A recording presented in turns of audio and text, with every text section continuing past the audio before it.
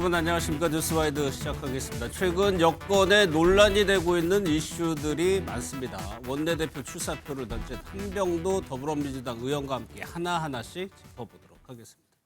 어서 오십시오. 네, 안녕하세요. 반갑습니다. 조금 전에 나온 속보를 보면은 김경시 의원이 1억 원을 건넸다가 돌려받았다는 취지의 자술서를 냈다고 했어요. 그럼 일단 여기서 확인되는 거는 1억 원이 왔다 간 것까지는 어느 정도 사실로 보여요. 그렇습니다. 예. 경찰 수사가 진행되고 있습니다만 네. 이제 당에서 이거 예. 해결해야 되는 거잖아요. 네, 어떤 그렇습니다. 방안이 좀 있을 거라고 보세요? 일단 강선우 의원 같은 경우는 이 의혹이 있을 때 즉각 제명 조치를 했습니다. 그렇죠. 당에서 할 수 있는 최고의 조치는 제명 조치거든요. 그래서 강선우 의원은 제명 조치가 됐고요. 이거 관련된 지금 경찰 수사가 아마 전방위적으로 현재 이루어지고 있는 예. 걸로 확인이 되고 있습니다. 그러면 경찰도 이제 이러한 내용이 나왔기 때문에 더 속도를 내서 수사가 진행이 될 거고 예. 그 수사 결과를 지켜봐야 된다고 생각을 합니다. 예. 수사 결과에 따라서 조금 달라지겠지만 전수조사까지도 필요하다고 보시는 거예요, 의원님? 일단 서울 같은 경우나 또 다른 지역 중에 혹시나 선거 과정에서 이런 의혹이나 문제가 제기됐던 곳들이 있으면 예. 한번 조사를 해볼 필요가 있다고도 생각이 듭니다. 근데 이게 실효성이 있냐는 또 의문이 들거든요. 실효성이요? 기밀에 몰래 하는 행위이기 때문에 그걸 밝혀내는 건 어려움이 있습니다. 그래서 전국적으로 하기는 좀 어려움이 있으면 이런 문제에 대해서는 경각심을 가져야 된다. 예, 예. 그러면 혹시 다른 시도당에 이런 문제 제기되는 것들이 있는지 이것부터 1차 확인을 하고 예. 그런 곳이 있으면 전수조사를 하면 앞으로 향후 선거하는 과정에서 이런 일들은 절대 해서도 안 되고 예. 하는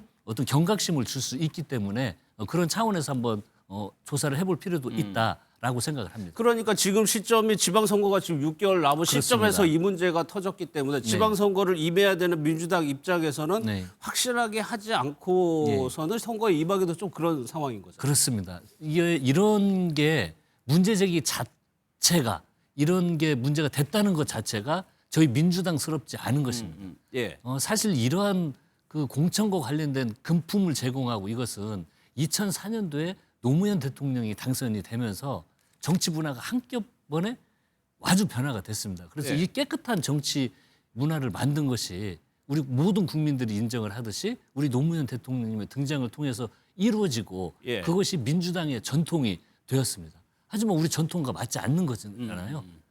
공천을 받는데 금품을 대가로 받는다? 완전히 단절을 해야 되고 그러기 위해서는 전수조사 또 플러스 저는 이번 지방선거 관련해서 좀 당 차원에서 이건 완전히 단절을 해야 된다. 혹여라도 또 이런 문제가 나오면 안 된다라는 걸 좀 교육도 하고 하면서 예. 다시 민주당스럽게 재탄생해서 이런 건 아예 다시는 문제가 발생하지 않도록 예. 해야 된다고 생각을 합니다. 민주당스럽게. 네. 예. 또 한 분이 이제 김병기 네네. 의원입니다. 이제 김병기 의원과 관련된 관심은 거친 것 같아요. 개인적으로 한현희 개인적으로는 김병기 의원 스스로가 네. 거치를 어떻게 좀 해야 된다고. 그걸 지금 말씀드리기보다는 김병기 의원 관련해서도 윤리감찰단에서 이미 조사가 다 이루어진 걸로 알고 있습니다. 예, 예. 조사라고 하는 건 그 공천 당시에 어떤 일들이 있었는지 제가 그 내용은 지금 개인적으로 확인을 할 수 없는데 윤리감찰단이 서울시당도 다 조사를 하고 공천 관련된 자료들은 무엇이 있었는지 이런 조사가 다 끝난 걸로 알고 있습니다. 예. 이걸 감찰단의 이 조사에 근거해서 그 내용이 윤리심판원으로 넘어갔습니다. 예. 그리고 심판원의 위원들은 그걸 근거로 어떤 판단을 할 거고요.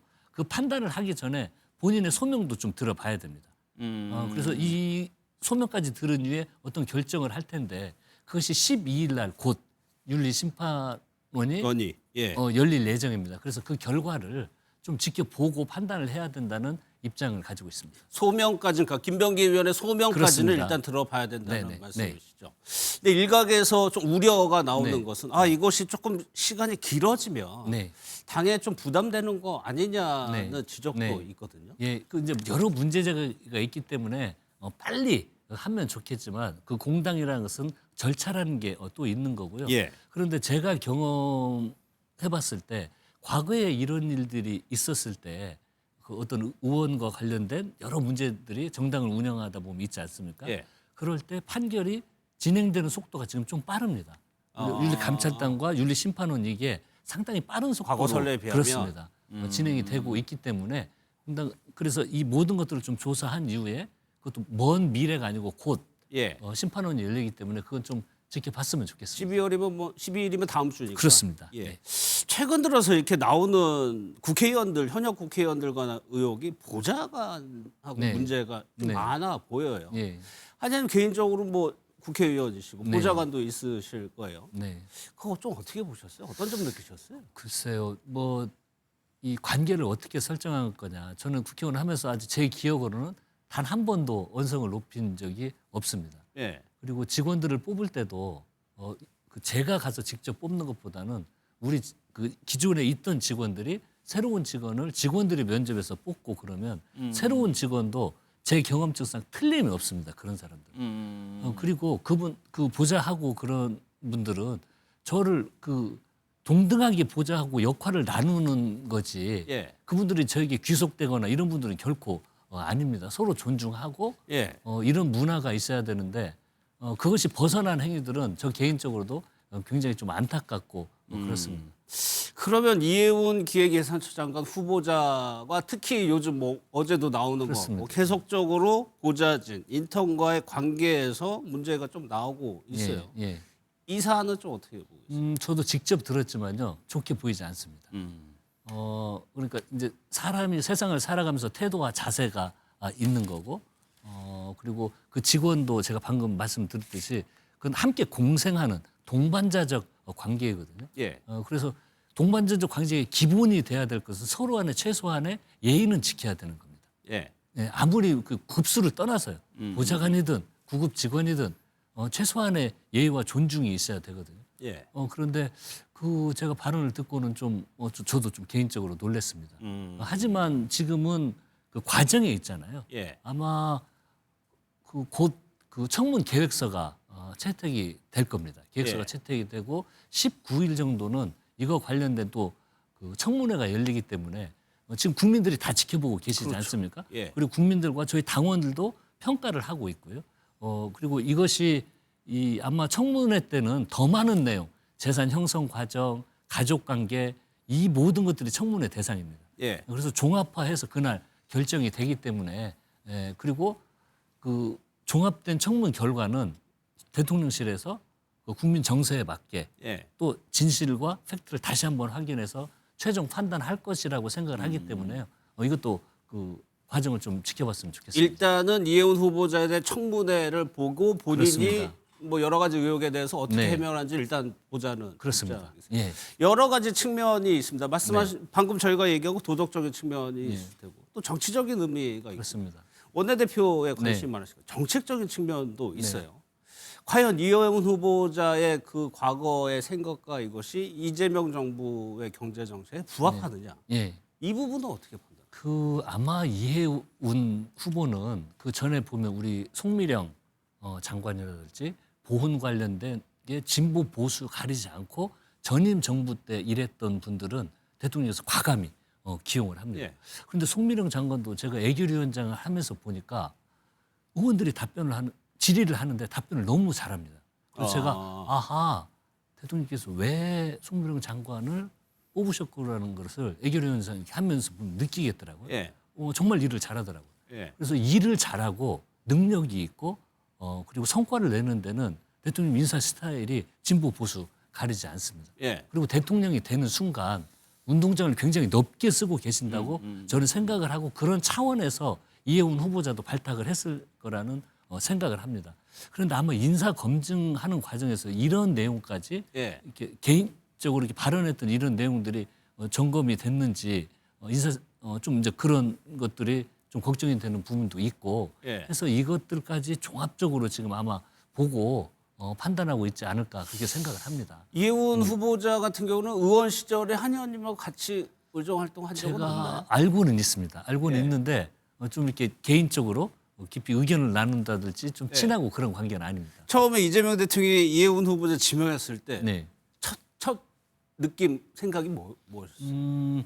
저도 전 정부에서도 근무를 해봤지만 저희 민주당 정부에서는요 김대중 대통령님도 처음에 비서실장을 제 실장을 김중건 실장이가 맞아요. 보수를 네. 대표하는 분을 비서실장으로 쓰셨습니다. 노무현 대통령님 때는 연정을 하자. 그렇죠. 국힘하고 연정까지 예, 제안을 예, 했었습니다. 그리고 문재인 정부 때도 저희 여당 됐을 때 야당 인사를 내각에 기용하기 위한 고민이 있었었습니다. 예. 그리고 지금도 마찬가지입니다. 민주당 정부는 정권을 잡고 나면 민주당뿐만이 아니고 우리 뿌리와 정신은 민주당이되 대통령이 된 이상 진보 보수를 가리지 않고 다양한 차이들을 하나로 모으는 게 저희 민주당의 어떤 전통이고 이런 것 같습니다. 제가 역대 예. 정부를 봤을 때 대통령님도 그런 차원에서 저는 인사를 하지 않았을까 그렇게 이해를 하고 있습니다. 일단은 대통령의 인사권은 상당히 존중. 그렇습니다. 근데 당의 입장에서는 청와대도 물론 여론을 살핍니다. 네. 오히려 더 직접적으로 받아들이는 게 당이거든요. 그렇습니다. 여론의 흐름도 중요하잖아요. 당연하죠. 예. 그래서 지금 당과 청와대도 이 여론의 흐름, 당원들, 국민들의 생각 이런 걸 아주 면밀하게 꼼꼼히 지켜다 보고 있는 겁니다. 예. 그리고 그것을 지금 이제 과정을 통해서 결론이 곧 나는 거니까 예. 이걸 종합하는 어느 순간이 올 거 아닙니까? 그렇죠. 그게 이제 청문회겠죠. 그걸 아주 그 관심 있게 깊이 정당은 그 관심을 가질 수밖에 없습니다. 면밀히 지켜보고 있다고 말씀드리겠습니다. 예, 여론조사 뭐 보셨겠지만 적절하냐 부적절하다는 여론이 좀 그럼요. 많은 것 예. 같아요. 그럼 참 당의 원내대표라는 자리는 네. 이 사이를 이제 어떻게 보면 조율하는 자리라고 그렇습니다. 볼 예. 수도 있는데 쉽지 않은 시점인 것 같기도 하고. 네. 그러니까 이제 최종 판단을 할 때는 아마 국민적인 정서, 청문 과정에서 우리가 좀 해명이 되는 부분도 있고 모르는 부분이 또 뭐 재산 나올 수도 형성 있죠. 과정이나 나올 예. 수도 있고 그리고 지금의 여론의 흐름과 과정을 다 지켜보고 있습니다. 그런데 이제 제일 중요한 것은 국민의 정서에 부합하는지 국민의 신뢰를 확보할 수 있는 건지 이것이 최종 판단의 기준이 되지 않겠습니까? 그리고 정당을 하는 입장에서는 정권을 또 그 유지해야 되는 입장에서는 그런 면을 아주 중심적으로 고려하고 판단할 수밖에 없습니다. 예. 네. 가장 큰 변수는 이제 여론이라는 말씀이죠. 네, 판단을 그렇습니다. 할 예. 때. 그 당청 관계가 이제 됐습니다. 네. 그것이 참 어떻게 보면 정권 초기에는 다 좋아요. 네. 특히나 뭐 여러 가지 측면에서 정책적인 보조, 뭐 협력 이런 것들이 초창기에는 조금 삐걱대는 모습도 네. 보였거든요. 네, 만약에 네. 되신다면 어느 점에 가장 초점을 맞추고? 예. 지금도 실무 당정청 또 고위 당정청 이 회의 체계를 통해서 조율을 하고 있고요. 예. 그리고 이견은 이견이 나올 수밖에 없습니다. 그렇죠. 그리고 생각하는 차이, 준비하는 차이가 있을 수 있는데요. 예. 그래서 저는 하지만 저희들은 그 회의 통해서 지금 아주 큰 문제점이 현재 발생되고 있다고는 생각하지 않습니다. 그런데 조금 더 현재도 협의체가 잘 구성이 되고 있지만 과정 관리를 조금만 더 하면 저는 더 좋겠다는 생각이 듭니다. 그러니까 고위 당정청에서 주요 국정 현안에 대해서 토의하고 결론을 내지 않습니까? 그러면 이거에 부처의 생각이 다를 수도 있고 예. 당에서 생각이 다를 수도 있고 그걸 바라보는 시각이 다를 수도 있습니다. 그럼 이걸 놓고 회의 때 결론 낼 게 아니고 그 다양한 나타난 차이들을 사전에 예. 실무당정청이나 이런 걸 통해서 조율해서 결론이 되면 그리고 그 회의 결과는 향후 이것을 어떻게 집행할지만 예. 논의하고 결론 내면 된다는 생각이 들거든요. 그래서 고위 당정청의 원팀을 더 효과적으로 운영하기 위해서는 과정 관리에 대한 기술적인 부분이 조금만 더 회의를 더 첨가됐다면 많이 해야 된다는 그렇습니다. 말씀이세요? 결론은 회의를 더 한 번 할 거 세 번 하고 예. 세 번 할 거 다섯 번 하고 그러면 조그마한 이견도 그걸 통해서 저는 조율할 수 있다고 생각이 들고 그런 경험을 많이 가지고 있습니다. 일각에서는요, 김병기 원내대표의 역할 중에 정청래 대표를 약간 견제하는 역할을 김병기 원내대표가 해왔다는 뭐 분석도 있었어요. 이 부분에 대해서는 어떻게 보세요? 저는 뭐 그 이야기를 많이 들었는데요. 예. 뭐 견제하고 원내 대표가 당 대표를 견제하고 당 시스템이 그런 구조가 아닙니다. 생각에 약간의 차이가 있을 어떤 결론을 낼 때 예를 들어서 상임위와 원내의 생각이 다를 수도 있고요. 예. 또 뭐 당과 원내의 생각이 약간 다를 수도 있습니다. 또 이 상임위와 다른 상임위 간의 생각이 다를 수가 있고요. 이건 조절하는 하나의 과정이 민주적인 시스템인 것입니다. 그렇지. 예. 약간의 차이가 있다고 해서 그걸 뭐 견제를 원내대표가 당 대표를 견제하고 그런 것이 저는 노출된 그런 것은 보지 못했습니다. 예. 또 하나가 이제 민주당에서 이제 강경하신 분들 많잖아요. 네네, 아까 네. 상임위 얘기하셨죠. 네네. 법사위도 네네. 그렇고. 네. 이 부분은 어떻게? 저희들 시스템은 이제 그 법사위와 원내 간에 법사위뿐만이 아닙니다. 예. 일주일에 한 번씩 간사단 회의라는 걸 해서 주요 입법 과제를 점검을 하고 진행 계획을 짜고 그렇습니다. 그래서 여기에 이제 상임위에서 계획하는 것들을 원내에서 같이 논의를 하고요. 법사위든 다른 상임위든 쟁점이 있습니다. 예. 그래서 과방위에서 언론 관련된 거, 법사위에서 검찰개혁 관련된 거, 큰 쟁점이 나오면 이걸 결론을 내기 전에 원내 또 관련 부처 여당이니까요. 좀 논의하고 수기하는 과정을 좀 더 성숙한다 해서 발표를 하면 그 이후에는 다른 말이 안 나오도록 그 시스템을 좀 더 가동을 할 필요가 있다고 생각이 듭니다. 마지막으로 다른 분들은 연임 안 하겠다고 네, 공언을 네. 하셨는데 네. 왜 한 의원님은 저도 그 얘기 안 하셨죠? 입적군요. 저도요. 예. 당원에 따라서 5월이면 임기가 끝납니다. 예. 어떻게 할 수가 없습니다. 당원은 잔여 임기만 하게 돼 있습니다. 그러면 저뿐만 아니고 누가 되든지 간에 임기는 그걸로 끝나는 겁니다. 예. 근데 지금 이야기하고 있는 건 4개월 하고 임기 끝난 다음에는 안 할 것을 지금 선언해라 라고 이야기를 하는데 다음에 출마를 하든 안 하든 그것을 제가 지금 결론을 내는 것은 맞지가 않고요. 또 이게 잔여 임기 2개월 동안 만약에 한다라고 하면은 너무 문제가 되지 않습니까? 그럼 당 지도부가 룰을 새로 만들면 됩니다. 그리고 선수들은 당원에 따라서 당규에 따라서 룰을 만들면 거기에 맞게 경쟁을 하면 되는 거지. 내가 4개월 동안 무슨 일을 집중하겠다가 아니고 4개월 후에 출마하지 않을 테니 도와달라고 하는 건 저는 좀 용인하기가 쉽지 않습니다. 알겠습니다. 네. 여기까지 네, 하도록 하겠습니다. 초청해주셔서 감사합니다. 고맙습니다. 예. 혜린 씨를 사랑하고 있습니다. 결혼하고 싶습니다. 행복하게 해드리겠습니다.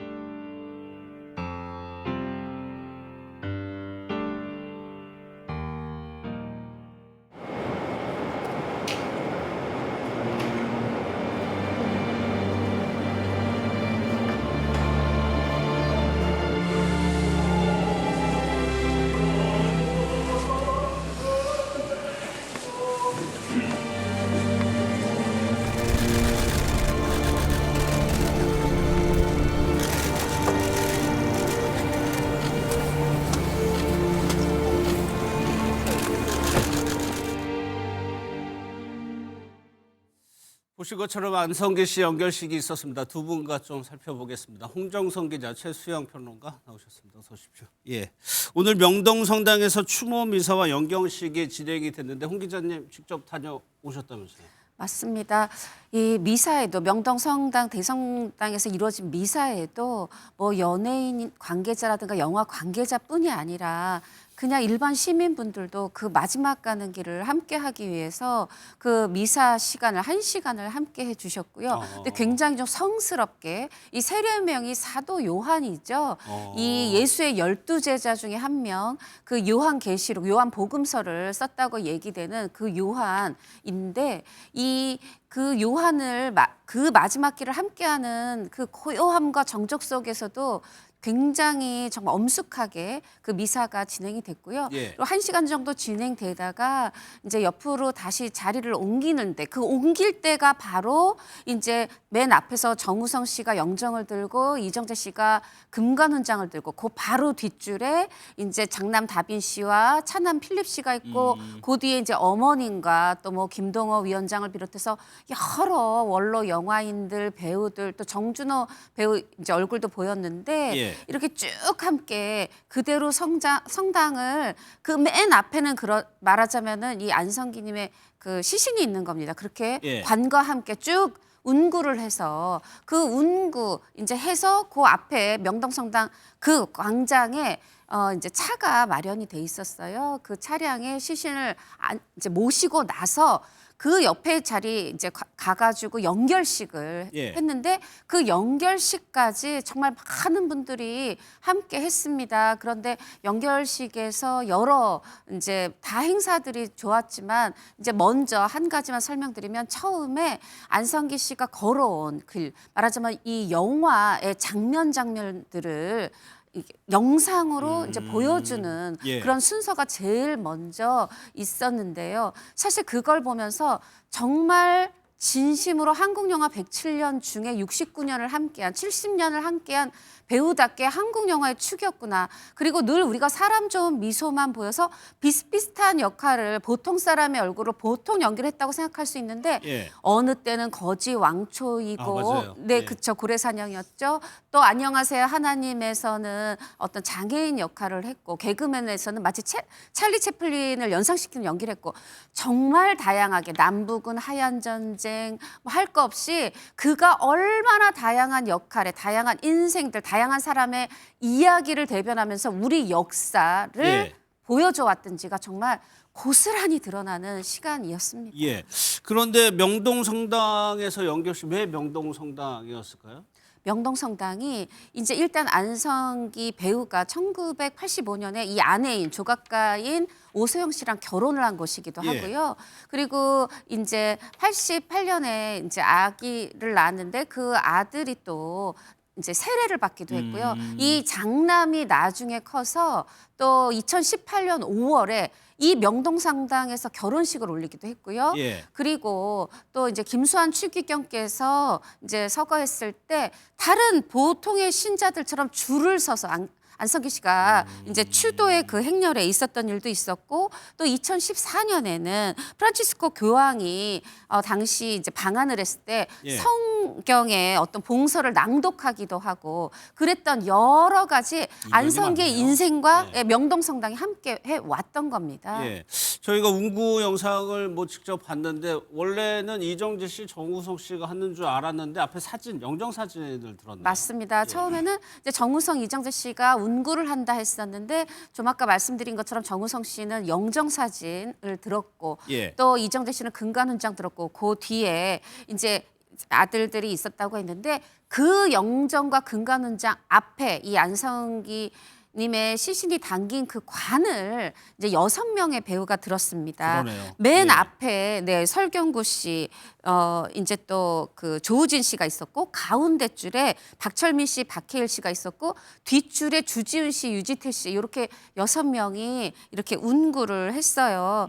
그래서 이제 그 외에도 또 꼬방동네 이제 사람들이라든가 안녕하세요 하나님 함께했던 김보연 씨의 모습도 보였고요. 예. 또 굉장히 인상적이었던 게 현빈 씨도 있었는데 물론 현빈 씨가 안성기 씨와 함께한 작품은 없지만 사실 안성기 씨도 못지않게 현빈 씨도 바른 생활의 사나이로 이렇게 배우의 길을 가는 사람 아니겠습니까? 그런데 운구는 하지 않았지만 사실 이제 연예인들이라든가 이런 분들이 좀 배우분들이 앞에 있었거든요. 네. 이 이제 시신 가까이에 있었는데 현빈 씨는 큰 키로 맨 뒷줄에서 그런 어떤 운구되는 모습 이런 것도 다 지켜보고 또 연결식 끝나고 모든 그 연결식을 함께한 일반 시민들도 국화 한 송이씩 그 놓으면서 이렇게 추모를 할 수 있었는데 그때도 그냥 시민들 틈에서 현빈 씨가 네 추모를 하더라고요. 그 외에도 뭐 배우 김종수 씨, 문소리 씨, 또 예. 예지원 씨 많은 분들이 그 마지막 길을 함께 했습니다. 예.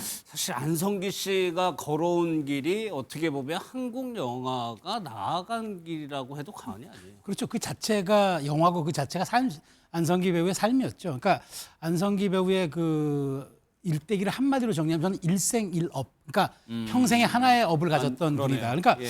저는 배우라는 직업에 자긍심을 느끼게 해줬던 산증인이라고 봐요. 그러니까 후배들이 얼만큼 귀감이 되었을까요? 그러니까 자신이 어떤 배역을 맡더라도 그 배역에 최대한 충실했고 그 배역의 삶을 살려고 했고 그런 것들이 정말 그 배우의 삶을 걷고 있는 후배들에게 어떤 울림을 줬을까 저는 안 봐도 알 것 같습니다. 그리고 이제 사실 배우의 자긍심을 떠나서 정말 이 삶 자체가 언행일치, 그다음에 그러니까 수행자 같은 삶을 살았잖아요. 그러니까 저는 정우성 씨가 얘기했듯이 배우의 품위, 인간의 품격, 그다음에 배려, 그다음에 솔선수범, 뭐 이런 모든 것들이 담겨 있는 그 삶이다 보니까 이렇게 중견 배우들 오늘 운구를 들었던 중견 배우들이 사실상 대한민국을 대표하는 모든 배우들이잖아요. 그렇죠. 그 배우들이 이렇게 존경의 뜻을 담아서 보내드릴 만큼 저는 그 일생을 살았다. 그리고 안성기의 일생에 대해서는 뭐 진영을 떠나서 그다음에 남녀노소를 떠나서 모두가 추모할 수밖에 없는 국민 배우의 삶을 마지막까지 보여줬다고 저는 생각합니다. 예. 그런데 영정 사진을 자세하게 보니까 과거 사진 같은데 한 40년 전 사진을 한 이유도 궁금합니다. 네, 아내분인 오소영님께서 직접 택한 영정 사진인데 이게 1987년 영화 기쁜 우리 젊은 날이 있었어요. 이게 이제 배창호 감독 영화인데 오늘 추도사를 한 그 배창호 감독이 이 사연을 전해줬는데 예. 이때 당시에 그 연세대학교 노천극장에 가서 이제 구본창 사진작가 되게 유명하신 분인데 이제 보통 이제 영화 스틸컷 같은 걸 찍어서 이제 홍보용으로 이제 언론에 제공을 하잖아요. 예. 이제 이런 것들 혹시 나중에 포스터에 쓰일지도 모르고 하니까 그 연대 노천극장에 가서 이 구본창 사진작가로 해서 이제 주연 배우들 이렇게 사진을 찍었다 그래요. 그때 찍혔던 그 사진인데 아내분께서 생각하실 때 요 35살의 이 안성기 배우의 얼굴이 가장 안성기다운 온화한 미소 또 배우로서의 차분함 이런 인간으로서의 어떤 품격 이 모든 게 담긴 사진이다. 안성기라는 배우가 가장 빛났던 시절의 사진이라 생각해서 택하셨고 그래서 언론에서도 이렇게 뭐 차후에라도 안성기 배우에 대해서 얘기를 할 때 예. 아팠을 때 투병했을 때 사실 조금 얼굴이 붓기도 하고 그러셨잖아요. 예, 예. 그 사진보단 좀 이 사진을 아, 써주셨으면 그러네요. 좋겠다 예. 이러면서 영정 사진으로 택하셨다고 합니다. 예. 안성기 씨 장남은 이제 생전에 안성기 씨가 쓴 편지를 낭독하기도 했다는데 그 영상도 좀 보도록 하겠습니다. 오직 영화 연기 예술인으로 다빈이는 이 다음에 어떤 사람이 되어야 할까? 그래, 아빠는 다빈이가 항상 겸손하고 정직하며 남을 사랑할 줄 아는 넓은 마음을 가진 사람이 되었으면 한다. 실패나 슬픔을 마음의 평화로 다스릴 줄 아는 그런 사람이 되어라. 내 아들 다빈아, 이 세상에서 참으로 바꿀 수 없이 필요한 것이란 바로 착한 사람이란 것을 잊지 마라. 아버지가 아들에게 써준 편지 내용인데 저 편지 내용을 보니까 안성기 씨 본인의 얘기를 한 것 같기도 하고요. 맞습니다. 이제 그 장남 안다빈 씨가 이 아버님이 쓰시던 서재 사실 본인 표현으로 거기는 뭔가 신성한 곳이어서 우리가 함부로 들어갈 수 없었던 것이라고 그래요. 근데 이제 아버님의 유품을 정리하느라 이제 정리를 하다 보니까 이 안다빈 씨가 지금 화가 아닙니까? 5살 때 유치원에서 그린 그림인데 예. 그때 아마 유치원에서 그린 그림에다가 아빠 뭐 엄마 이렇게 답을 확인을 받아오세요 이런 숙제가 있었던 모양이에요. 예. 근데 거기다가 이제 안성기 배우가 이 아빠 안성기가 이 아들에게 주는 1993년 아빠가 하면서 쓴 편지인데 이거를 지금 다빈 씨가 이번에 발견을 한 겁니다. 그러면서 이제 이 정우성 씨의 추도사가 있고 배창호 감독의 추다소가 있은 다음에 이 장남 안다빈 씨가 요 편지를 대신해서 읽는 걸로 예. 이제 본인의 마지막 말을 했는데 지금 들으셨지만 이제 주요한 내용은 정직하고 겸손하게 살아라. 예. 주변 사람 살피는 넓은 마음을 가져라. 그리고 너에게는 동생 필립이 있다. 동생을 위해서 기도할 줄 아는 형이 되라. 그리고 그 진짜 마지막 말이 너무나 이제 멋진 말인데요. 세상에 바꿀 수 없이 필요한 것은 착한 사람이다. 꼭 필요하다는 거죠. 예. 그런 착한 사람이 되거라. 아들에게 쓴 말은 결국 자신에 대한 다짐이었던 것 같습니다. 정말 평론가님 말씀하신 것처럼 수행자처럼 그렇게 착한 사람으로 살다 가셨고요. 그 이제 이 말이 정우성 씨의 추도사 중에 이 말이 있었어요. 배우의 품위를 넘어서 인간의 품격을 보여주셨다. 예. 제게는 살아있는 성인이었다. 이렇게 가능했던 것. 사실 정우성 씨뿐 아니라 모든 배우가 공감하는 말일 텐데 그것이 가능했던 것의 마음속의 그 중심. 정직하고 겸손하고 그 착한 사람으로 살고자 했던 그 다짐이 있었던 게 아닐까 싶어요. 예, 저도 이 부분이 인상적인데 착한 사람이 되라. 요즘에는 무조건 착하기만 하면 손해 보고 그런다고 얘기하잖아요. 사실 요즘에 착하다는 말이 약간 부족하다는 의미로 이제 변질된 그런 시대를 살고 있잖아요. 원래 착함의 뜻이 아니라. 그런데 사실 그 저도 놀라운 게 아들이 가장 하고 싶은 얘기가 착하게 살자는데 그 착함이 주변이 어떻게 되더라도 너는 착해야 한다. 그러니까 그 얘기는 절대적 상대적 가치가 아니라 절대적 가치를 부여한 거죠. 그러니까 우리가 늘 생각하잖아요. 나만 이렇게 살면 내가 손해 보는 것 아니야? 그렇더라도 너는 너의 기준의 삶을 살아라. 이거 쉽지 않거든요. 이게 바로 말과 행동이 일치하는 거고 초심을 갖고 끝까지 유지하는 거고 그런 측면에서 저는 항상 그 안성기 씨가 보여줬던 그 구도자적 수행자적 삶이 후배 배우들에게 어떻게 줬을까? 만일 안성기 배우의 그 삶이 조금이라도 이중적이었다 그러면은 후배들이 이런 걸 보냈겠습니까? 그렇죠. 그러니까 네. 후배들이 평생 70년을 보아온 저분의 삶이라는 건 단 한 번의 오류도 없었기 때문에 예. 성인이라는 표현을 쓰는 거고 그리고 후배들한테 배우라는 직업이 얼마나 선한 영향력을 끼칠 수 있는지를 보여준 모범 사례잖아요. 그런 측면에서 저는 참 뭐 마지막 가는 순간까지도 국민에게 울림을 주는구나라는 예. 생각입니다. 사실 뭐 자식들에게 얘기를 할 때 내가 못한 거, 내가 바라는 거를 그렇죠, 얘기하기 얘기하죠. 마련인데 이런 거 보면 실제로도 안성기 씨는 평소 행실에서도 네. 미담이 뭐 하나 두 개가 아니에요. 이제 파팜이라 그러죠. 파도 미담이라고 그러는데 저도 이제 최근에 알았는데 그 한남동에 거주할 당시에 1년에 한 번씩 그 아파트 관리사무소 직원들을 전체 불러가지고 시내 아주 유명 호텔에서 뷔페를 대접하면서 그다음에 그때는 그냥 오는 게 아니에요. 정장, 그다음에 부인은 한복. 그래서 이제 다 일일이 식사도 대접하면서 그다음에 한 명 한 명 사진도 찍어주는. 예. 거기다가 저도 얼마 전 또 들었는데 병원에서도 투병 생활 하셨잖아요. 나오면서 환우들을 위해서 써달라고 거금을 또 쾌척했다는 겁니다. 금액도 밝히지 않고. 그러니까 이런 모습들이 선행이라는 게 눈에 보이는 건 사실은 어찌 보면은 보여주기식으로 될 수도 있지만 이렇게 나중에 이렇게 돌아가시는 무렵에 이렇게 알려진다는 거는 그만큼 저는 또 묻혀진 선행, 안 보이는 그러네요. 또 일들이 예, 예. 더 많을 거라고 생각해요. 그러니까 맞아요. 이런 것들이 정말 배우 완성기의 품위와 품격을 더 돋보이게 하는 게 아닌가 예. 싶습니다. 그러면 배우 안성기 씨의 모습이 실제 기자들에게는 어떻게 조금 인식이 돼요? 사실 제가 이 얘기를 돌아가셨을 때가 아니라 예전에 영화제 때라든가 어떤 배우가 별세했을 때 꼭 얘기를 했던 건데 이렇게 어느 무명 배우의 빈소에 가도 안성기 배우는 계셨고요. 작은 지역 영화제 레드카펫에 가도 안성기 배우는 계셨습니다. 말하자면 본인을 필요로 하는 곳이라면 아무리 멀어도 아무리 작은 곳이어도 다 달려가는 이제 그런 분이었고요. 그리고 이제 안성기 배우를 이렇게 살아있는 성인이란 표현으로 이 얘기를 할 수 있고 모든 사람이 공감하는 이유가 있는데 보통 내가 이렇게 뭐 내가 나무주연상 뭐 상을 13번을 타요. 예. 이렇게 되면 조금 거만해질 수도 있잖아요. 그런데 누가 봐도 안성기 배우는 늘 초심을 잃지 않았어요. 뭐라고 했냐면 본인이 이런 얘기를 한 적이 있습니다. 저는 촬영 전날에는 뛰지도 않고 빨리 걷지도 않습니다. 소리를 지르지도 않고 조용히 지냅니다. 왜냐하면 다음 날 있을 촬영을 위해서 힘을 아껴두는 겁니다. 숨 하나라도 아껴두는 겁니다.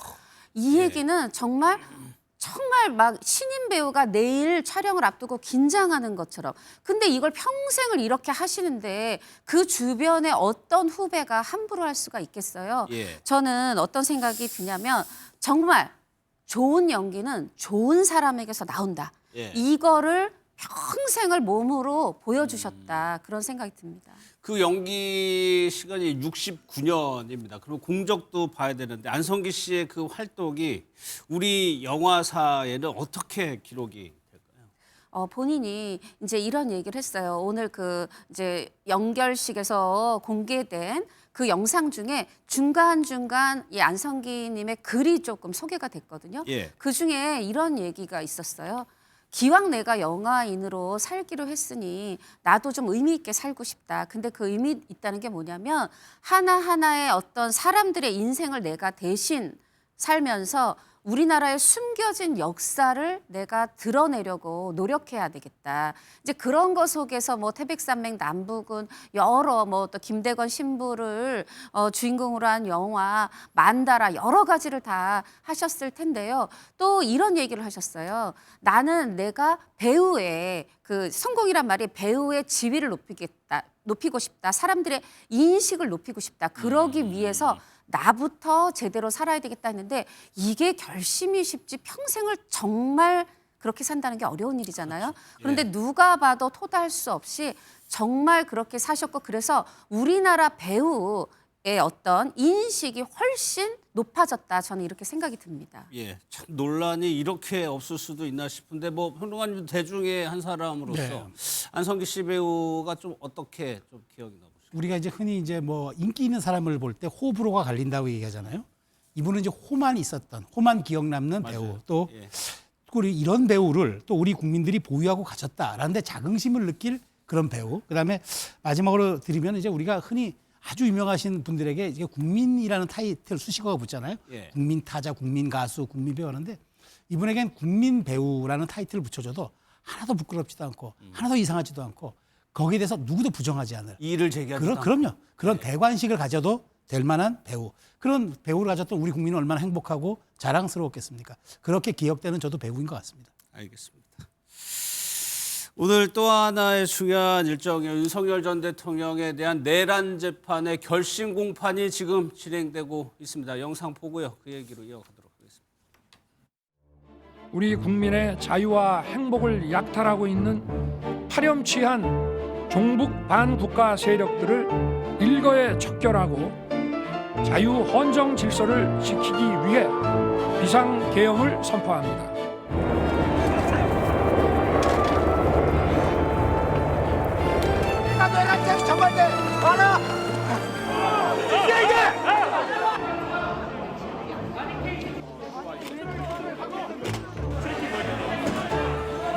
군을 통해 무력으로 정치활동 및 국회 기능을 정지시키고 반대 세력을 제거하고 권력을 독점 유지할 목적으로 비상계엄을 선포한 사실을 확인하였습니다. 우리는 역사적 경험을 통해 권력을 가진 자의 친위 쿠데타는 내세웠던 명분은 허울뿐이고 목적은 오로지 권력의 독점과 유죄성을 잘 알고 있습니다. 특검 쪽에서도 양해해 주시면 들어오시면 출석한 걸로 바로 정리를 하죠. 노종래 변호사 기다리느라고 시간도 하고. 특검 측 뭐 특별한 의견 없으시죠? 네, 변호사님들 뭐 특별한 의견 없으시죠? 네, 세 분 더 나오셨습니다. 김종욱 전 민주연구원 부원장, 김주호 민주당 대변인, 윤기찬 국민의힘 법률위 부위원장 나오셨습니다. 어서 오십시오. 예. 지금 윤석열 전 대통령 내란 혐의 결심 공판의 진행 상황을 보면 오전에 김용현 전 장관에 대한 서중 조사를 했고요. 지금 2시부터 시작이 됐는데 그 처음 순서도 김 전 장관에 대한 서중 조사였습니다. 오늘 재판받는 사람이 8명이에요. 그러니까 굉장히 오래 걸릴 거라는 예상이 나오고 있는데 윤기찬 부위원장께 여쭤보면 그 순서가 서중 조사한 다음에 검찰에 구형 진술을 하고 최후 변론하고 그렇죠. 그 다음에 최후 진술이죠. 그렇죠. 그러니까 아직까지는 결심이 되지 않은 상태죠. 그러니까 원래 서중 조사가 사실은 일반적인 그 재판의 경우에는 그렇게 오래 안 걸리는데 그러니까 저희가 보통 증거 조사를 할 때 그 각 증인들 증언할 사람들이 검찰 등 수사기관에서 했던 진술서를 증거로 채택하려고 그러면 그 진술서를 진술했던 사람들이 법정에 나와서 증언을 해야 돼요. 예. 그 증언이 쭉 이어졌던 50여 명이 이어졌던 거예요. 이어지고 나서 그 진술서와 그다음에 여러 가지 뭐 서증들에 대해서 예. 공판장에 또 증거 조사를 합니다. 이게 이제 낭독을 해야 돼요. 고지 요지를 낭독하고 해야 되는데 통상은 만약에 양측이 특검이나 아니면 변호인 측이 양해를 하면 예. 그냥 요지를 갖다 이런 거죠. 이런 내용입니다. 이런 이렇게 넘어가는데 그게 아니고 원래대로 합시다라고 하면 그거 다 읽어야 돼요. 읽고 소위 말하면 변호인이 신청한 증거는 변호인이 또 막 읽고 하기 때문에 예. 재판장이 제지를 하기 어려워요. 그렇다 보니까 저렇게 증거조사가 오래 걸리는 거고 예. 지금은 결국은 변호인들의 증거조사 중이다 이렇게 보면 되죠. 예. 그럼 변호인들의 증거조사가 모두 끝나게 되면 그다음에 아까 말씀하신 대로 검찰이 의견 진술을 합니다. 이러이러한 이유로 해서 나는 이분한테 몇 년을 구형한다 이런 식의 언도가 끝나고 나면 그다음에 이제 이쪽 변호인들이 각각 모두 다 최후 변론을 합니다. 최후 변론하고 그다음에 이제 피고인의 최후 진술이 남아 있는 거죠. 예.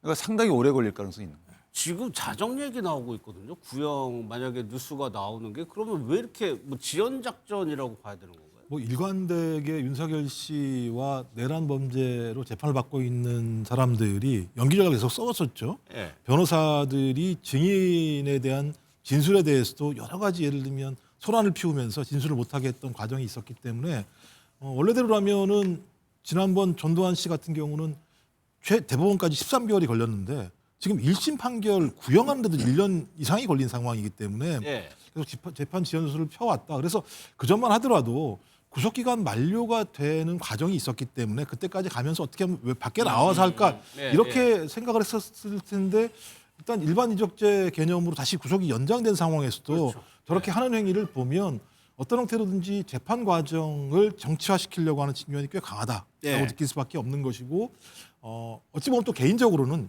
이 현실을 인정하고 싶지 않을 수도 있겠죠. 윤석열 씨 입장에서는 오늘 뭐 구형이 나왔을 때 내란 우두머리이기 때문에 사형 아니 무기 두 가지밖에 존중하죠. 없는 예. 상황이라면 그 구형이 나왔을 때 그 구형에 대해서 전 국민이 다 알 수밖에 없는 상황이고 예. 본인의 앞날이라고 하는 것이 명정하게 드러나는 상황이니까 누구든 그런 상황들을 맞이하기 싫을 수밖에 없을 것 현실 같고 회피 뭐 이런 거요? 예를 들면 아시겠습니다만 예. 어제 뭐 발언한 내용을 보면 도대체 채석이 안 되는 발언들을 하는 상황이잖아요. 좀 예. 그래서 두 가지겠다. 그전에는 좀 재판을 연기하면서 본인이 좀 밖에 나오고 싶은 생각도 있었을 것이고 정치화해야 된다는 생각도 있었겠습니다만 시간이 지나면 지날수록 이제 현실이 되는 상황이 되니까 예. 그런 부분에 대한 자기회피 흐름이 있는 게 아닌가 생각이 들기도 합니다. 예. 앞서 윤 전 대통령 측에서는 오늘 구형하는 것 자체에서도 반대하는 목소리가 많았습니다. 그 영상 한번 좀 보도록 하겠습니다. 뭐 윤석열 피고인만 있는 것이 아니라 여러 피고인들이 있고 오늘보다는 시간이 더 많이 들 거라고 보입니다. 또 피고인 최후 진술도 있을 것이고요. 검찰의 구형 논고도 남았다고 하니까 꼭 9일 날 변론 종결을 한다는 것은 그런 생각은 좀 접어주시고 일단은 재판부 계획은 9일 날 하는 걸로 예정돼 있습니다. 그런데 재판이라는 게 다들 아시겠지만 이게 판사가 마음대로 하는 게 아니에요. 4, 5개월 전부터 요렇게 진행이 될 거다. 요렇게 정리가 될 거다라고 다 말씀을 드렸는데 그거를 또 일부러 뭐 시간을 끄시려고 막 그러지는 않으실 거다. 그런 생각을 하고 있습니다. 그제만 하더라도 시간을 끌지는 않을 것이다. 지경 판사가 얘기를 했지만 길어지고 있어요. 그게 단순히 불만의 표시일까요? 이게 길어진다고 해가지고 윤 전 대통령이 얻는 이득이 있나요? 뭐 윤 전 대통령은 처음부터 끝까지 기본적으로 이 재판을 정치 재판으로 규정을 했잖아요. 예. 그러니까 이게 말이 어떤 사실관계 다툼이라든가 뭐 증거를 가지고 법리 다툼한다거나 이런 사안이 아니라 이 사건 자체가 무리한, 그러니까 3시간짜리 계엄이었는데 이를 내란으로 규정해가지고 처음서부터 과하게 정치적으로 이미 프레임이 구성된 재판이다 보니까 네. 이 사실 자체를 뭐 짧게 뭐 이 몇 가지를 다투는 게 아니라 기본적으로 이 사실 자체에 대해서 부정을 하고 그다음에 이거 내가 여기에 대해서는 일종의 핍박받는 그런 구도로 설정을 해놨기 때문에 이게 정치 재판이 되니까 아무래도 길게 될 수밖에 없는 구조죠. 여기에 대해서 뭐 이게 법리고 이게 사실이고 이게 증거니까 법리로 따지는 게 아니니까. 아니기 때문에 이게 길 수밖에 없는 그런 구조적인 결함을 갖고 있다. 예. 그런 측면에서 저는 또 윤 전 대통령 입장에서는 이 기회를 통해서 본인이 할 수 있는 모든 것을 쏟아놔야 되기 때문에 예. 빨리 끝나는 것보다는 오히려 이게 여론화의 작업으로서 충분히 할 수 있는 얘기를 다 하고 가는 거. 그리고 또 재판부 입장에서는 그렇게까지 하는데 빨리 끊고 잘라서 빨리 저녁에 끝내야 되겠다 이렇게 하는 것도 좀 말하자면 역사적 선고이기 때문에 그렇죠. 그런 결심판이기 때문에 아마 예. 이런 부분들이 서로 상충되는 것 같습니다. 예. 그러니까 윤 전 대통령이 이제 구형을 하게 되면 최후 진술을 해야 되는데 저번에 1시간 가까이 했거든요. 어떻게 보면 사실상 공개적으로 대외적으로 본인의 말이 나갈 수 있는 게 이제 기회가 없어지는 거잖아요. 더 억울함을 표시할 수도 있을 것 같거든요. 윤석열 전 대통령이 재판을 임하는 그 자세를 보면 예. 이분은 아직까지도 본인이 대통령이었다는 것을 인정하지 못하는, 인지를 못하는 것 같아요. 대통령의 권한으로 전 국민이 보는 앞에서 계엄을 선포한 것은 남이 아닙니다. 본인이 직접 TV 생중계로 계엄을 선포했고 본인이 지시한 계엄군들이 국회로 헬기 타고 가서 정말 국헌을 문란시켰는데 아직까지도 그 사실에 대해서 인정을 못하고 본인은 그냥 약간 뭐 거부해 주려고 했다. 계몽하려고 했다.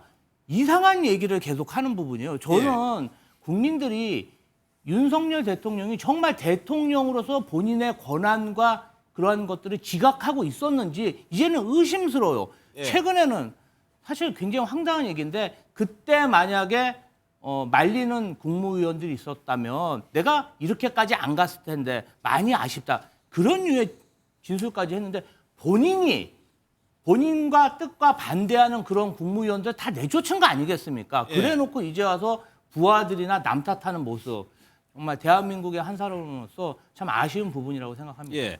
오늘 재판에서요, 이제 특검하고 변호인들이 신경전을 벌였습니다. 지겸 판사가 좀 단호하게 얘기를 했네요. 징징대지 마라. 이렇게 얘기를 했다고 하는데 그 영상 한번 좀 보겠습니다. 제가 먼저라고 말씀드렸잖아요, 순서가. 그러면 준비를 해오셨어야죠. 그거 해왔어요. 성검사님 보면서 합시다. 부기별로 합시다, 그러면. 아니, 무슨 준비를 해오셨다는 거예요? 내용 초능력 검사님. 검사님 우리가 검사장한테 줄 의무가 있습니까? 예, 그리고 이하상 변호사님. 아유, 맞아. 재판도 끝나가는 마당에 뭐 이렇게 또. 그러니까요. 그때만 기다리는 거 갖고 저렇게. 이하상 변호사님. 저희 하루 동안 안 이거 가지고 한 겁니다. 오셨으면. 하루 동안 이렇게 하는 게 불가항력적인데요. 그러니까 근데 프로랑 아마추어 차이는 프로니까 하는 건데요. 프로는 근데 징징대지 않습니다. 그러니까 그런 징징대는 게 말씀 아니라 검사들이 징징댔습니까? 검사들이 검사들이. 참 오늘도 보니까 재판장이 혼란스럽네요. 그러니까 제가 볼 때는 그러니까 지기현 판사에 대해서 많은 국민들이 왜 재판을 저렇게 하지라고 생각을 했는데 예. 지기현 판사마저 왜 검사들은 아니 왜 저 변호인들은 저렇게 하고 있지라고 얘기하는 상황이지 않습니까?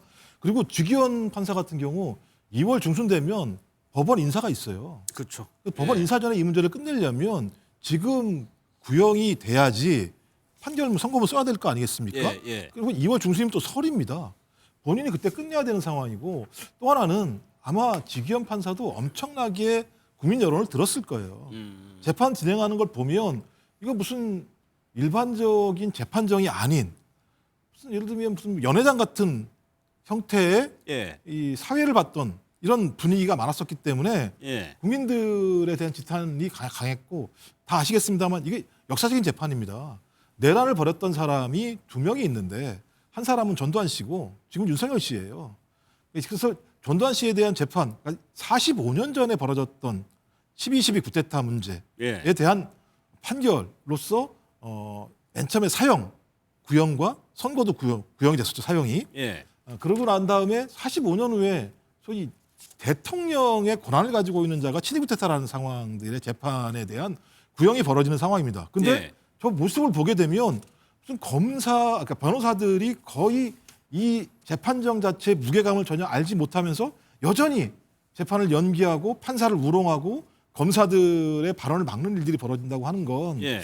저는 변호사들이 이 상황의 엄중함을 알지 못하는 거다라는 생각이 예. 드니까 오죽하면 징징대지 말라고 얘기를 하겠습니까?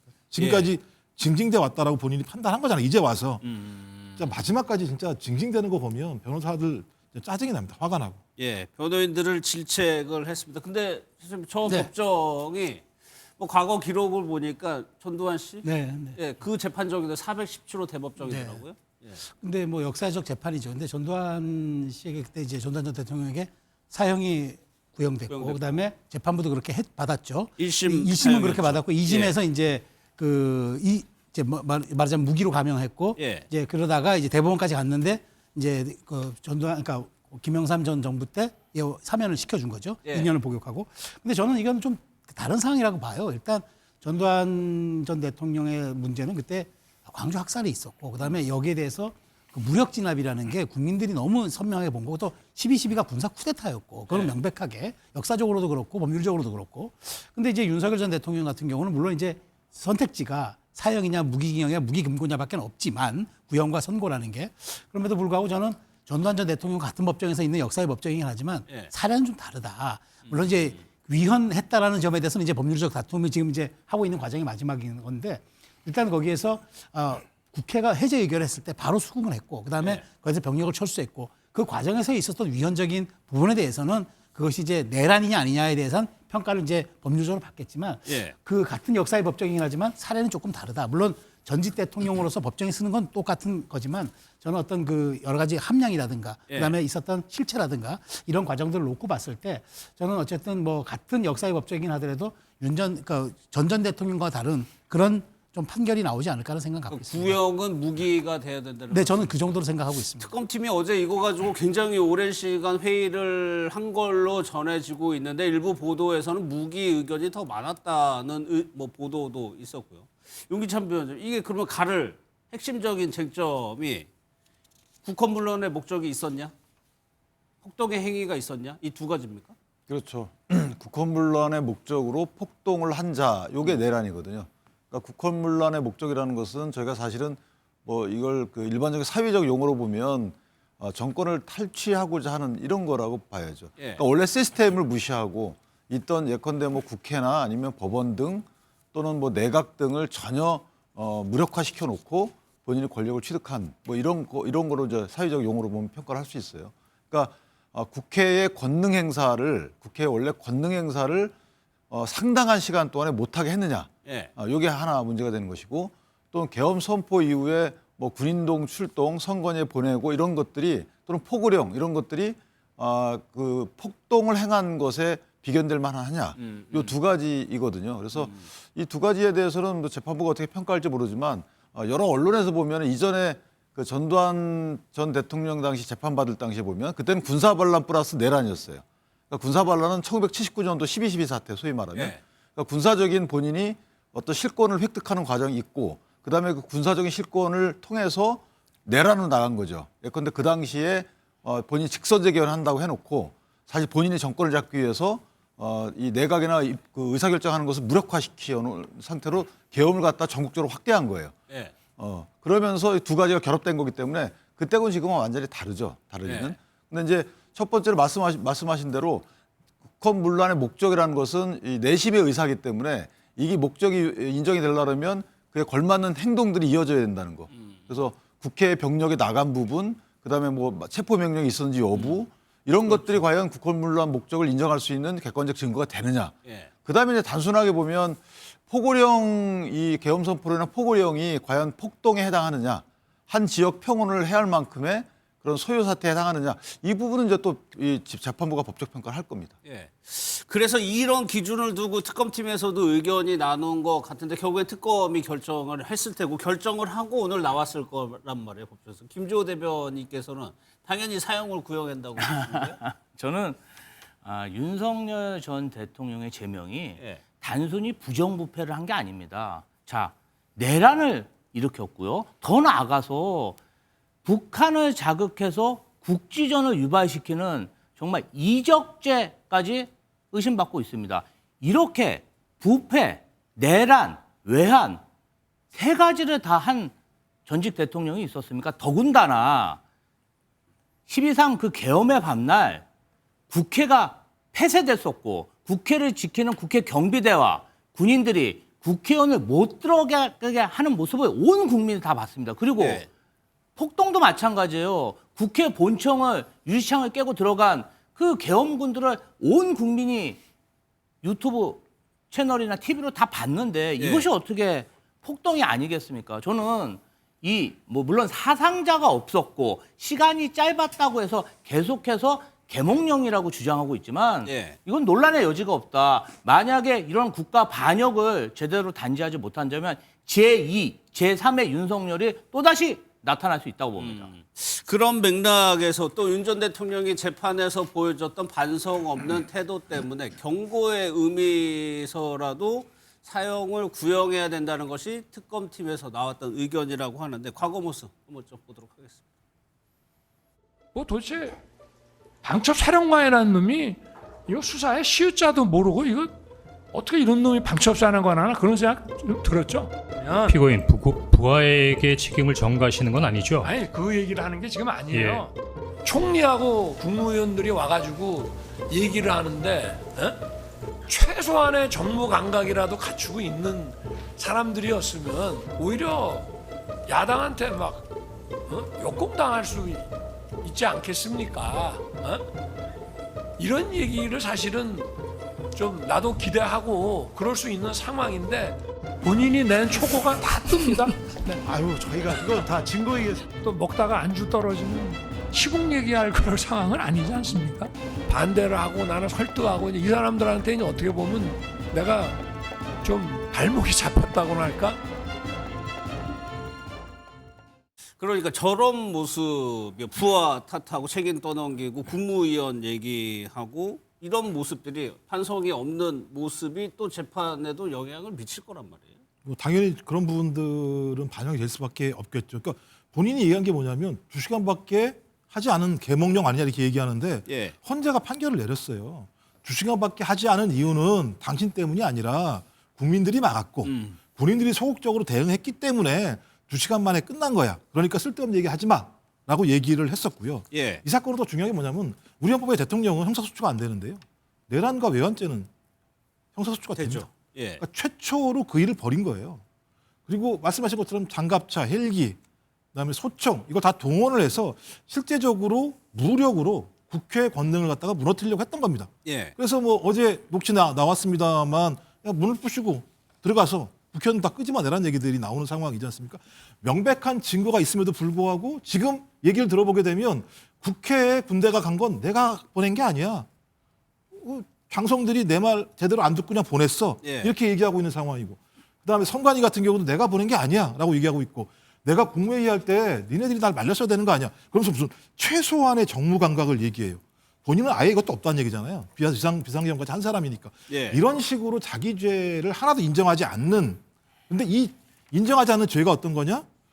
국민의 기본권을 완전히 무너뜨리고 그다음에 민주원정을 갖다 완전히 훼손할 수 있는 사태까지 가는 내용들이거든요. 예. 좀 그렇다면 여기에 대해서 역사적으로 그리고 법률적으로 검찰이 최고형인 사형을 때림으로써 우리 역사에서 다시는 이런 일을 엄두도 내지 말아야 된다라고 하는 경각심. 뭐 판사야 법률적인 판단들을 할지 모르겠습니다만 검사와 검찰 같은 경우는 이 부분에 대해서 역사적인 소명의식을 가지고 앞으로 내란이 다시는 발생하지 않게 할 수 있는 준엄한 예. 기준을 만들어내는 측면에서라도 저는 오늘 역사의 법정에서 특검이 사형을 부용해야 된다고 저는 생각을 합니다. 예. 헌재 때부터 재판까지 정치의 장으로 활용을 했어요. 이것이 1년 동안 국민들이 봐왔습니다. 이런 모습이 보수 진영에게 도대체 어떤 걸로 남을? 저는 뭐 우리가 보수라는 가치는 이제 취할 건 취하고 또 버릴 건 버려야죠. 근데 예. 사실 어찌됐건 정치라는 게 국민을 설득하는 과정이고 갈등을 조정하는 거지.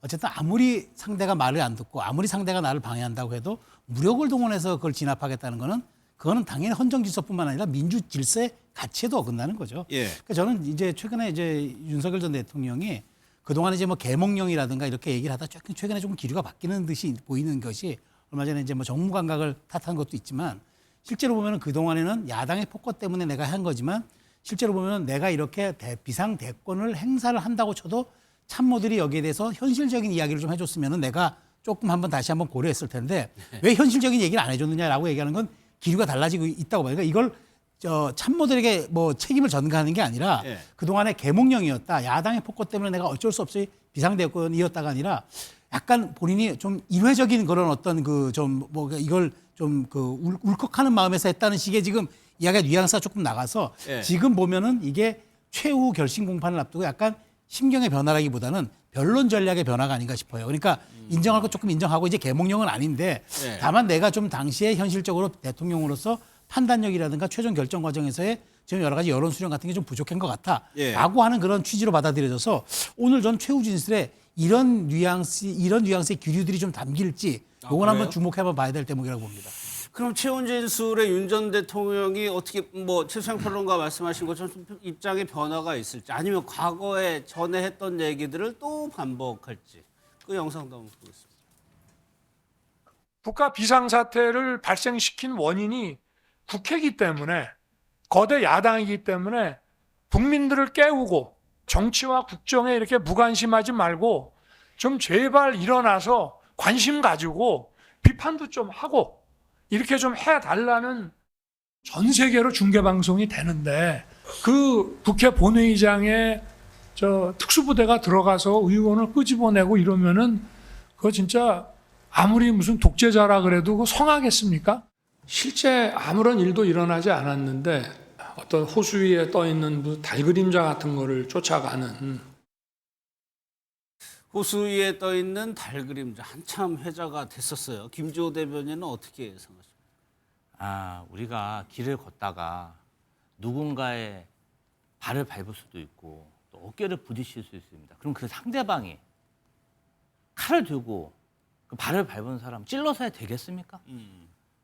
야당이 견제의 의미에서 탄핵을 좀 하고 그리고 법안을 무력시켰다고 해서 군 통수권자가 세계 5대 군사강국이라고 불리는 대한민국 그 국군 그리고 국회 정말 동원한 그 개헌군들은요. 예. 한마디로 대한민국 국군의 전략 자산들입니다.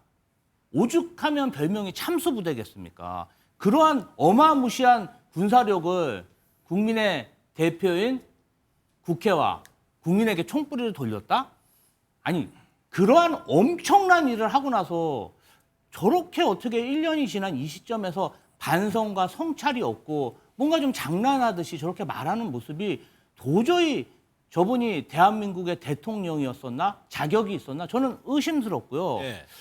이 부분 관련해가지고 저는 개정, 성찰, 반성이 없기 때문에 더 강력하게 처벌해야 된다. 예. 그렇게 생각합니다. 유기찬 부위원장께 좀 다르게 질문 드려볼게요. 윤 전 대통령이 좀 이렇게 말해주면 당이 좀 수월할 텐데 혹시 이런 거 있나요? 근데 이제 그건 정치적인 측면에 당에서 사실은 기대하는 건 있을 수 있죠. 예. 근데 당도 당 지도부 입장과 또는 뭐 당원들하고도 다를 수도 있는 거고요. 근데 이제 문제는 윤 전 대통령은 아시다시피 내란 수괴 혐의에 대해서는 법정형이 사형 무기예요. 예. 그러니까 본인의 재판에 집중할 수밖에 없고 그것을 저희가 평가할 수는 없다고 저는 생각을 해요. 그러나 이건 있을 수 있죠. 윤 전 대통령의 저 최후 진술 자체가 이 공개되는 거잖아요. 예. 그러니까 공개됨으로써 정치적인 파급효는 분명히 있는 거예요. 있겠죠. 그래서 개인적으로 보면 법률적인 측면에서 뭐 배경과 그다음에 요건 불비 이게 우리 형법이 정하고 있는 내란죄 요건에 해당하지 않는다. 그 이유 설시 이런 것들은 다 해도 됩니다. 예. 그건 뭐 어차피 형사법정에서 본인에 대한 변론이기 때문에. 그런데 한 가지 예컨대 어쨌든 이 계엄 군 통수권자 및 국가 원수로서 계엄을 했잖아요. 계엄을 해서 국가가 혼란에 빠졌죠.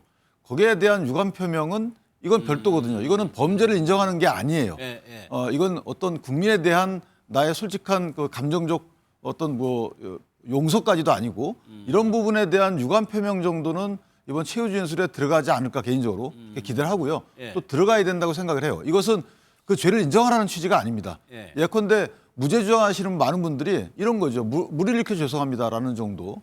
이 정도 더 나아가서 계엄이라는 전국적으로 상당한 혼란을 일으켰고 저도 사실 그 계엄 선포하는 날 그 TV를 보고 많이 놀랐거든요. 예. 그러니까 그렇다면 그에 관련된 전직 대통령으로서의 소회 정도는 그런 밝혀야 되는 것이 아닌가. 특히나 공개되는 최후 진술 장면이기 때문에 그렇죠. 이렇게 생각합니다. 최후 진술 공개되는 것뿐만 아니라 상징적인 의미, 정리한 생각을 얘기하는 거기 때문에. 그럼 또 하나가 장 대표에게 이제 장대국 대표 계속 윤 전 대통령과 어떻게 할까 꼬리표처럼 지금 따라다니고 있잖아요.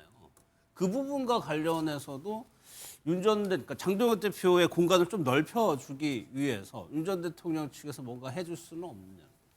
근데 이제 법정이기 때문에 저는 사실은 법정 외에서 당원 지금 이제 당원의 자격을 떠났지만 예. 내가 당에 미치는 이런 오해 시선의 단초를 마련한 것 같아서 상당히 후회가 된다라는 취지 이 정도는 메시지가 나왔으면 좋겠다는 생각을 해요. 예.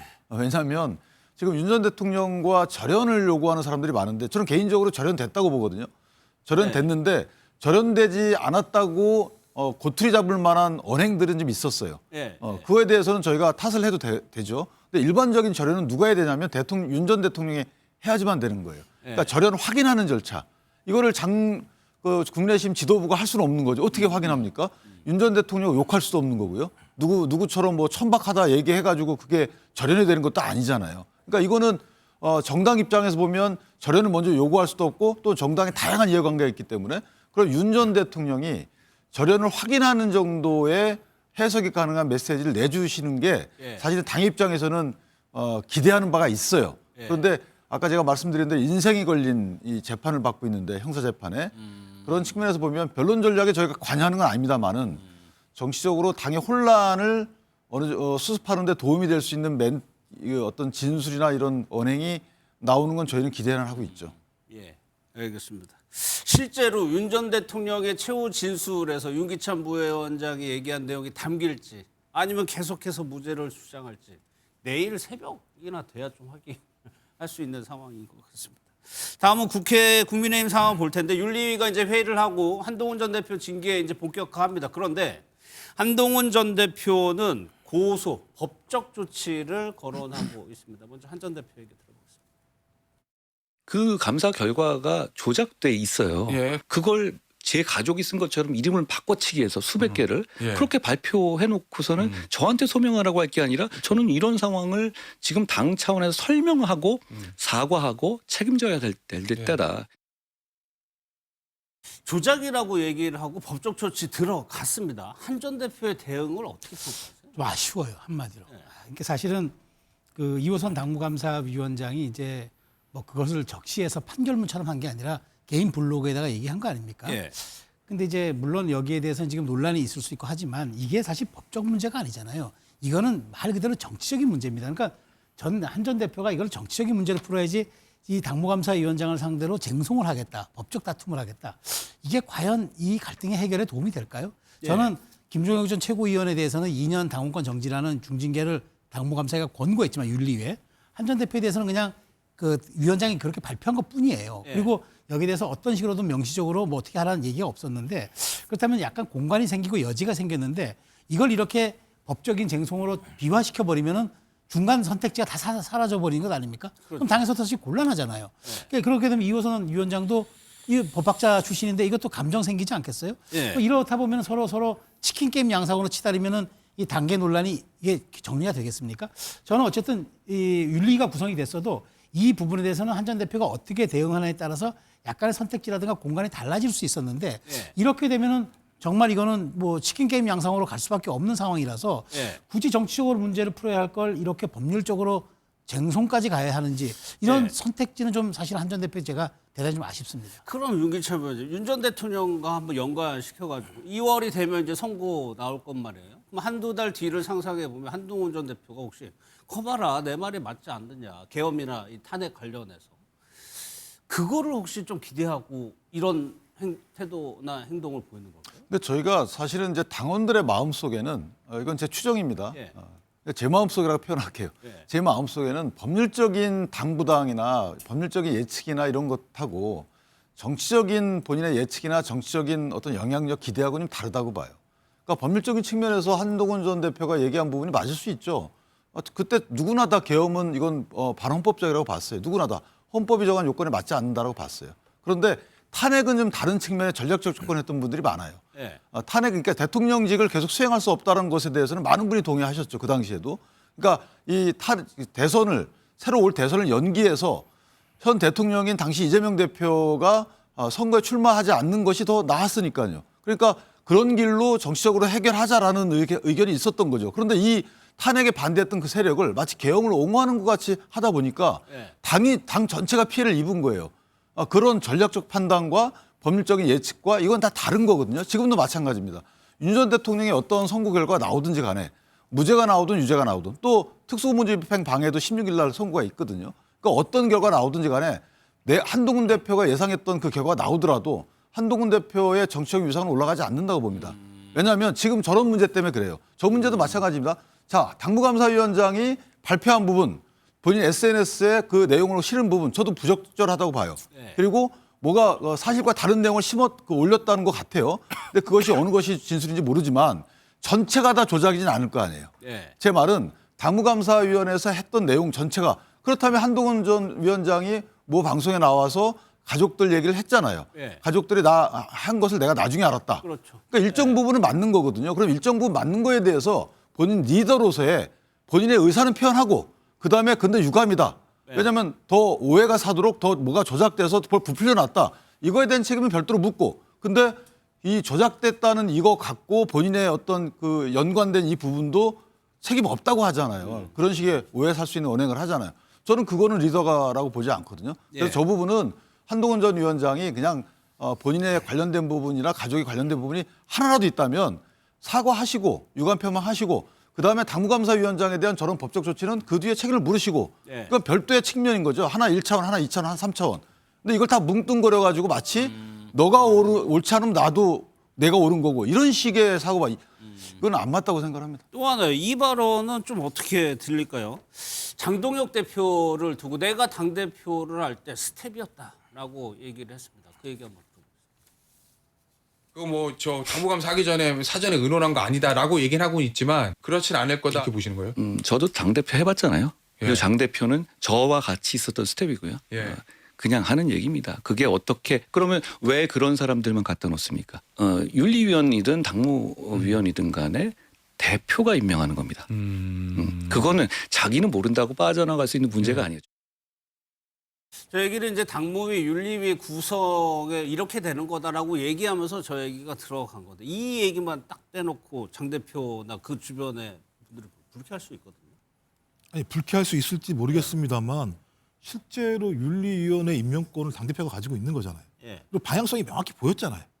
예를 들면 특정한 사람들을 윤리위원으로 임명했다라고 하는 부분들과 관련해서 논란이 많아서 예. 2명이 그만두는 일이 있었고 호선 이후에도 1명이 그만두는 사태가 벌어졌잖아요. 그리고 윤리위원장이 여론조작 전문가를 뽑아야 될 하등의 이유가 있나요? 그러니까 거의 한동훈이라고 하는 사람에 대해서 조사하기 위해서 딱 맞춤형 위원장이 앉혀 있는 것처럼 보일 수밖에 없는 상황이지 않습니까? 예. 제가 뭐 한동훈 전 대표를 옹호하고 싶은 생각은 추호도 없습니다만 이런 구도가 있다면 저는 한동훈 전 대표 입장에서는 이 타협점이 없구나라고 판단할 수 있다는 생각이 들어요. 그러니까 콕 집어서 나를 정치적으로 풀 문제가 없다 공간이. 그러니까 저 정도의 기획이라고 한다면 예. 나를 핀셋을 뽑아내려고 하는 거 아니냐. 이 뽑아내려고 하는 행동을 장동혁 대표가 자기 인사권 가지고 행한 거 아니냐라고 판단했을 때 예. 어떤 타협점이 있는 거죠? 내가 미안해. 고개 숙이고 들어가게 되면 한동훈 대표가 그래. 너 고개 숙였네. 내가 옛날에는 너 아래 있었지만 지금은 네가 나한테 고개를 숙이니까 내가 너를 봐주겠어. 아니 이 정도 하려고 이 판을 만들어 왔겠습니까? 제가 볼 땐 이거는 서로가 정치적인 어떤 중요한 목들을 갖고 싸우는 부분이 분명히 있기 때문에 네. 양보의 지점은 따지고 보면 더 많은 권한을 가지고 있는 사람이 양보해야 되는 거거든요. 실제적으로. 그럼 당대표가 예. 타협의 지점들을 만들어줘야지만 한동훈 전 대표 같은 경우도 그 타협에 맞게 어떤 스텝을 밟아나갈 수 있는데 예. 이제 제가 이대로 가게 된다면 저는 3개월 이상이 나올 수밖에 없다. 예. 그럼 6월 지방선거는 나 보궐선거에는 나올 수 없는 상황이 되게 되면 예. 거의 아무것도 할 수 없는 상황이 될 수밖에 없기 때문에 저는 양쪽 다 이제 거의 벼랑 끝 싸움을 하고 있는 게 아닌가 이 생각이 들어요. 3개월 뭐 이상 얘기 지금 보고 있는 거죠. 거의 어제는 저희 뭐 제거 뭐 이런 얘기 표현도 나왔어요. 한동훈 예, 예. 글쎄, 한동훈 전 대표에 대해서 저는 징계 사유가 있을지는 솔직히 모르겠어요. 예. 개인적으로는 좀 부정적으로 보거든요. 그러니까 징계 사유가 예컨대 한동훈 전 대표가 지금부터 이후의 언행에 대해서는 모르겠습니다만은 지금 이전까지는 한 전 대표가 했던 것에 대해서 아쉬움은 있죠. 정치적으로. 예. 왜 의사표시를 안 했냐. 본인이 당대표 시절에 있었던 일에 대해서 아직까지 왜 끌고 왔느냐. 여기에 대해서는 저도 정치적으로 아쉬움은 있습니다만은 예. 이게 당원 당규 위반에 따라서 징계 사유가 있느냐에 대해서는 저는 부정적이에요.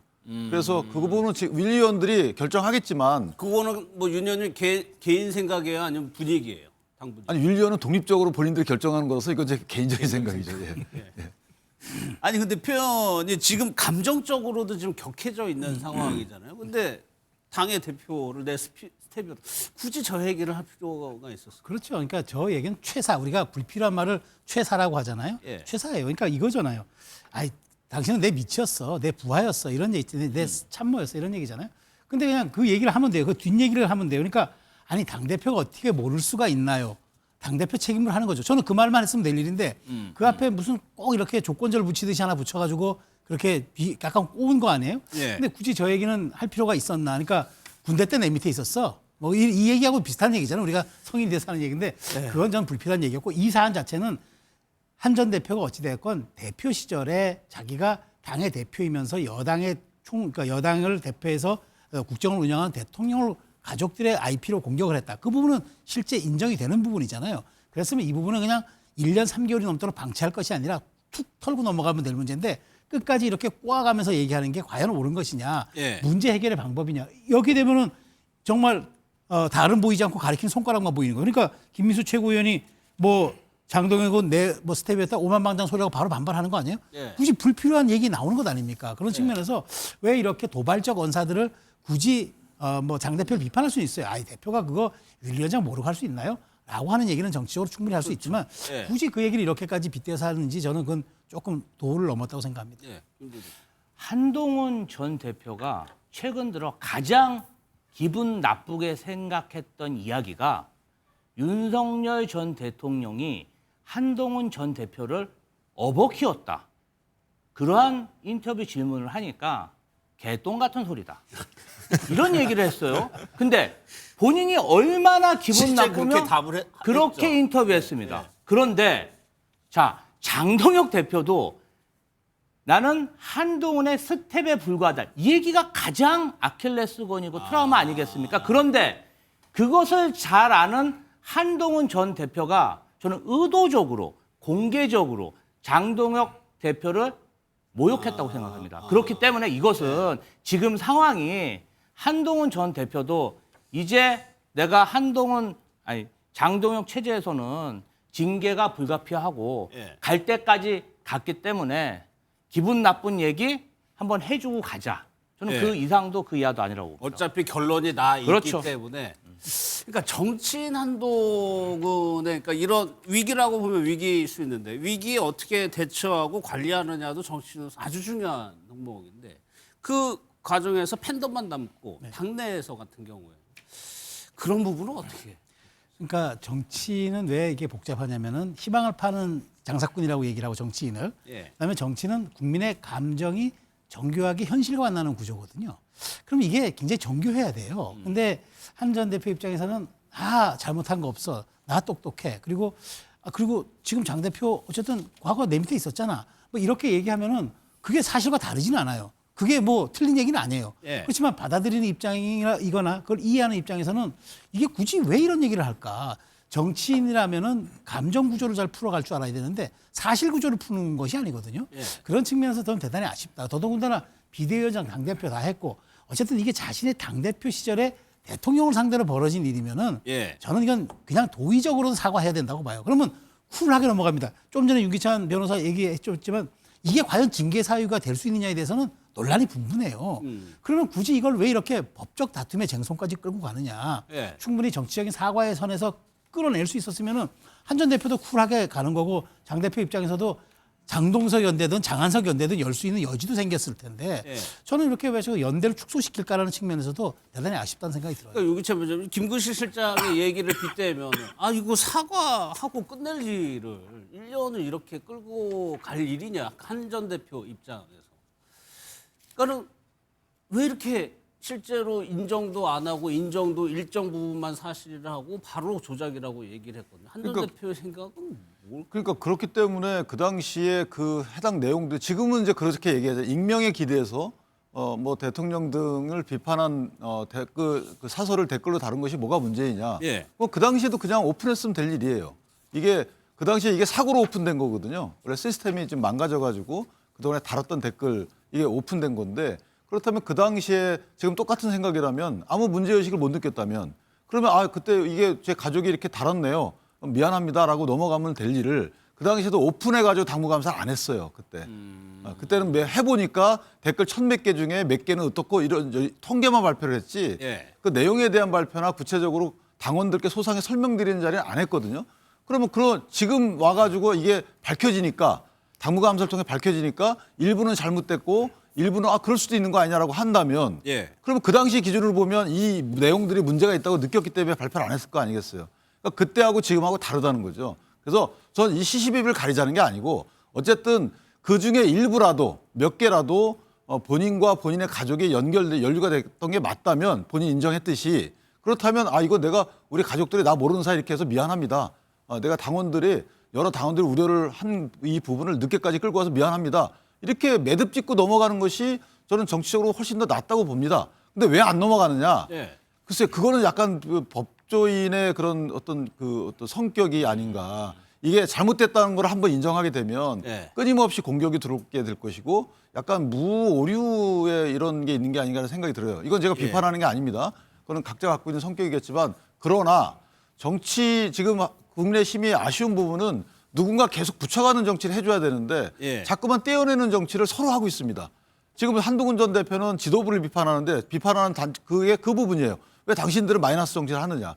근데 지도부 입장에서 보면 한동훈 대표 측은 왜 마이너스 정치를 하느냐 똑같은 입장이거든요.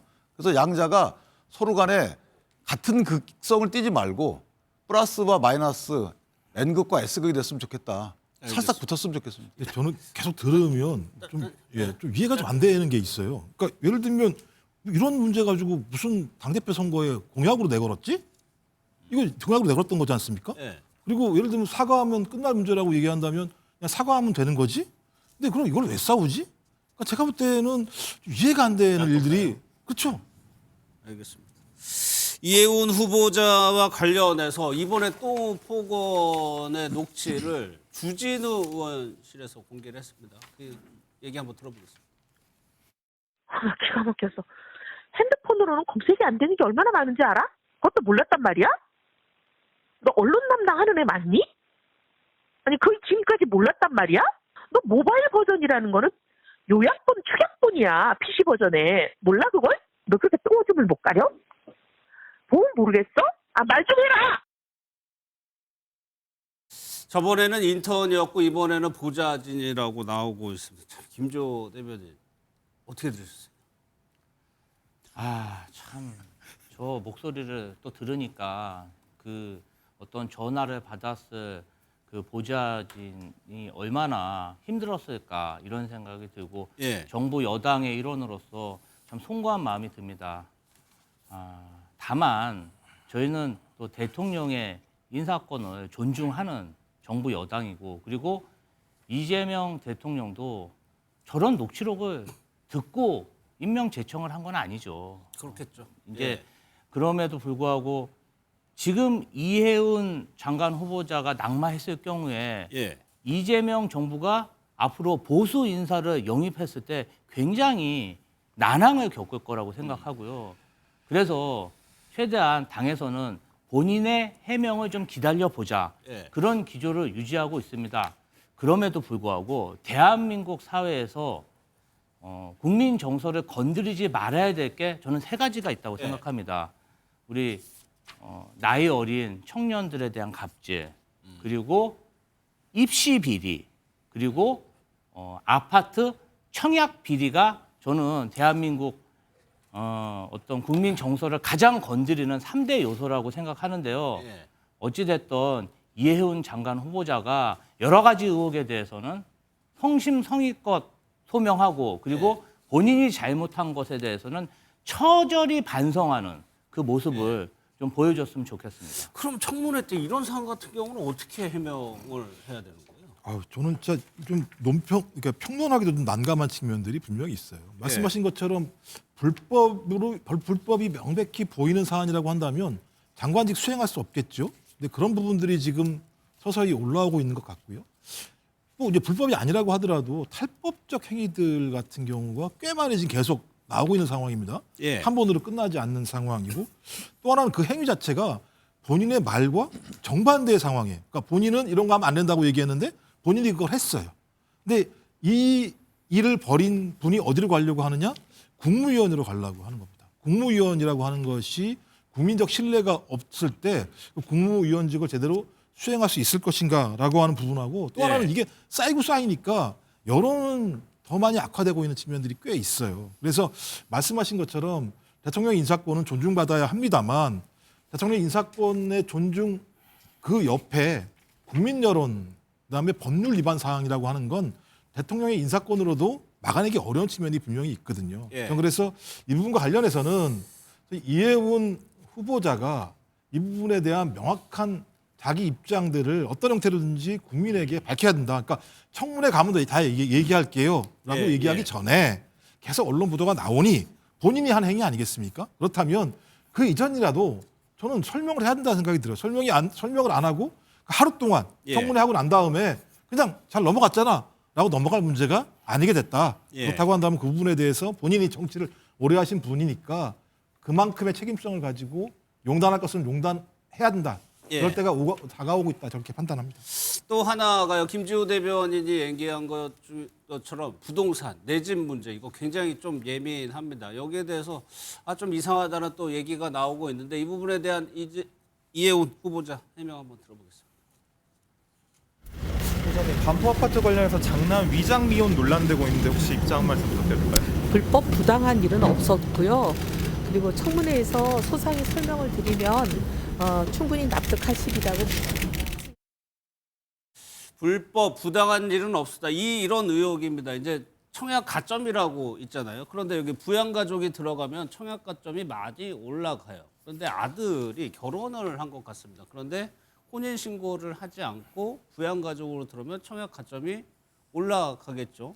이 부분은 활용한 거 아니냐 이런 내용이거든요. 활용을 했잖아요. 그래서 저는 이건 명백하게 주택법 위반이에요. 예. 이거는 제가 뭐 보기에 뭐 후보자를 사퇴하고 뭐 장관직을 수락하고 이게 될 문제가 아니라 이 부분은 따로 조사를 받아야 돼요. 왜냐하면 우리가 흔히 뭐 위장 이혼은 들어봐요. 그러니까 예. 상속세라든가 뭐 양도소득세 이것 때문에 이제 부부가 과한 중과세를 피하려고 이혼으로 했다가 다시 이제 나중에 결합하는 경우도 있는데 이건 위장 미혼이잖아요. 결혼을 해서 전셋집까지 얻었는데 이 점수를 얻기 위해서 아들 내외를 그러니까 아들을 동거인으로 둡니다. 부양가족으로 둡니다. 그래서 겨우겨우 74점으로 턱걸이 해가지고 받았어요. 이게 빠졌으면은 여기 청약에 못 들어왔을 수도 있어요. 그러면 예. 이 로또 청약을 누군가에겐 기회로 돌아갈 수 있는 거를 뺏어간 거 아니겠습니까? 그럼 이건 당연히 문제가 되죠. 그리고 예. 이렇게 해서 정말 점수를 차곡차곡 받아서 이렇게 이른바 분양가 상한제가 있는 아파트를 30몇 억에 사가지고 지금 뭐 7, 80억 간다는 것 아닙니까? 네. 이건 사실 국민정서뿐만 아니라 실정법도 위반하는 거예요. 근데 이런 분이 장관을 한다? 더군다나 이것을 예산 편성을 맡고 있는 기획예산처 장관을 한다? 미국의 인사청문회 1조가 있습니다. 뭐냐면 어떤 자리를 줄 때 이 일을 잘하는 사람을 보는 게 아니라 이 권력과 이 자리를 감당할 사람인가를 먼저 봅니다. 그게 인사청문회 1법칙이에요. 근데 이분이 감당할 수 있을까요? 이분이 이 권력을 어떻게 대할까요? 예. 이런 측면에서 저는 이 부분은 이거는 뭐 국민의 감정선을 넘어서 실정법도 위반한 거기 때문에 예. 여기는 제가 보기에 이게 간단한 허들이 될 것 같다는 생각이 안 들어요. 저는 오늘 잘 좀 그 부분을 좀 설명해 줬으면 좋겠는데 설명이 필요한 부분이 이제 혼인 신고를 하지 않고 부양 가족이 된 이유 그리고 이틀 뒤인가요? 아들이 전입 신고를 또 했다는 또 보도도 있던데 이런 거에 대해서는 아까 말씀하신 대로 좀 설명을 해줬으면 어떻게 좀 납득이 될 수도 있을 거고. 그러니까 제일 큰 문제가 청문회 때 하겠다는 얘기는 뭐냐면 예. 하나하나 건건마다 얘기하게 되면 자신에게 불리한 여론이 형성될까 봐 그걸 다 몰아서 청문회 때 얘기하겠다고 하는 것 같아요. 그리고 제가 예. 볼 때는 그 아마 자식 같은 경우는 그 혼인 신고를 하지 않았기 때문에 아마 뭐 그렇게 설명이 그밖에 없을 거예요. 혼인 신고를 하지 않았기 때문에 법적으로는 큰 문제가 없다. 그러니까 법적으로는 문제가 없다. 예. 실질적으로는 서로 결혼해서 사는 건 맞지만 근데 그런 얘기를 했을 때 국민들이 청문회에서 그 얘기하면 아 그렇네? 라고 이해할 수 있을까? 그리고 아까 우리 옆에 대변인께서 말씀하셨던 것처럼 청약 이런 문제 같은 경우는 국민들이 그런 청약이라는 걸 통해서 나름대로 좀 뭔가 좀 더 많은 자산을 가질 수 있는 그나마 몇 개 안 되는 사다리 중에 하나이거든요. 그렇죠. 예. 근데 그런 부분들을 깨트리는 부분들이 만들어졌고 그것이 별 문제가 없다라고 얘기했을 때 그것을 듣는 국민 정서상 그것을 이해할 수 있을 것인가. 예. 그렇다면 오히려 이대로 간다면 청문회가 오히려 훨씬 더 위기를 줄 수밖에 없는 측면이 있는 것이고 또 본인이 야권 인사이고 통합 이렇게 얘기합니다만 예. 그런 가치를 얘기했던 이재명 대통령의 어떤 인사 임명의 철학 문제가 오히려 갈등을 유발하는 소재가 될 수 있다는 측면에서 저는 그 이전이라도 진짜 명백하게 문제가 안 되는 거라면 설명해서 끊어나가려고 노력을 해야 되는 것이죠. 그래서 지금 조치는 그냥 하루에 끝내버리려고 하는 통상적인 과거의 인사청문회 방식으로 본인이 이 위기를 타개하려고 할 수 있는 상황처럼 그렇게 만만한 상황이 아니다. 알겠습니다. 이런 부분을 잘 이해했으면 좋겠습니다. 또 하나 소식을 좀 전해드리면 김경시 의원이 있죠. 그 1억 원에 대해서 혐의를 인정하는 자술서를 경찰에 제출을 했다고 합니다. 그런데 김경시 의원은 라스베가스 그 CES에서 목격이 됐단 말이에요. 그럼 윤기천 부회장님 이게 내고 갔다는 거죠? 일단 정황상으로 예, 정황상으로 보면 그렇습니다. 그러면 혐의를 인정을 했다는 거는 줬다는 얘기, 주고 돌려받았다는 줬다 돌려받았다는 거죠. 예. 그러니까 나를 강제 수사하지 말라라는 취지로 저는 읽혀요. 나를. 그러니까 나에 대해서 강제 수사할 필요가 없다. 나는 다 인정을 하니까 나의 자금 추적이나 예금 거래 내역 추적할 필요가 없다. 그 말은 이건 뭐 제 개인적으로 생각을 해보면 일반적으로 이제 변호인으로서 해보면 이 한 건으로 국한되고 싶다. 나는 이 생각이 아니었나. 안 그러면 사실 보좌관이라는 사람이 돈 받은 바 없다라고 진술을 할 정도면 지금 사실 녹취록 빼놓고는 드러나 있는 게 없는 상황이거든요. 예. 그렇다면 김경시 의원 저렇게 서둘러서 나는 돈 줬다 받은 게 맞아요. 이 얘기는 나에 대해서 수사할 필요 없어요. 그 얘기는 나에 대해서 예금 거래 내역이나 이런 거 계좌 추적할 필요 없어요. 휴대폰 뺏을 필요 없어요. 그 사이에 본인은 가가지고 텔레그램 탈퇴했다 다시 가입하고 하는 식으로 뭔가 다른 내용에 대해서는 방비를 해놓고 그러면 계좌 추적을 하면 뭔가 나올 수 있다라는 오해를 살 수 있는 행동을 한 거죠. 물론 돈 줬다 받았습니다라고 하는 것은 뭐 잘한 일이에요. 그런데 한편 보면 너무 빨리 인정을 했다는 거예요. 그리고 인정한 시기 이후에 네. 인정하고 나서 사실 강제 수사가 없었어요. 경찰에서. 그것도 참 특이하거든요. 통상은 강제 수사를 당연히 들어가야 되는 거예요. 강선우 의원, 왜냐하면 녹취록이 이게 짜집기 돼 있다, 녹취록이 위작돼 있다라고 그 누구도 얘기하지 않습니다. 강선우 의원도 그 다투지 않고 김병기 의원도 다투지 않아요. 그럼 거기에 돈이 오간 내용이 분명히 있어요. 그렇다면 그걸 갖고 영장 신청하면 나온단 말이죠. 그러면 휴대폰과 계좌는 당연히 추적을 했어야 되는데 아직까지 그런 내용이 없어요. 아, 저래서 그렇구나. 그러면 김경시 의원은 자기 목적을 달성했구나라고 개인적으로 저는 판단합니다. 그러니까 저렇게 자술서를 내고 최근에는 어떤 정황이 있었냐면은 카카오톡 계정에 삭제 후에 재가입한 걸로 추정이 되고 텔레그램 같은 경우에도 기존 계정을 탈퇴를 했다는 얘기입니다. 그거는 수사가 들어와도 경찰이 수사하기에는 제동이 걸릴 수 있는 대목이잖아요. 껍데기 터는 거죠, 한마디로. 아니 이렇게 주요 피의자를 이렇게 허술하게 관리할 수 있습니까?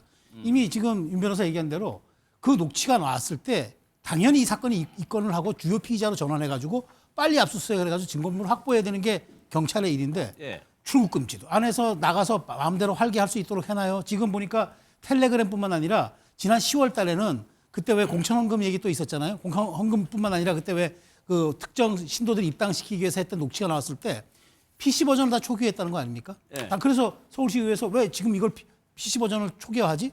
그때서부터 지금까지 일관되게 하는 일이 실제로 보면 증거인멸이에요.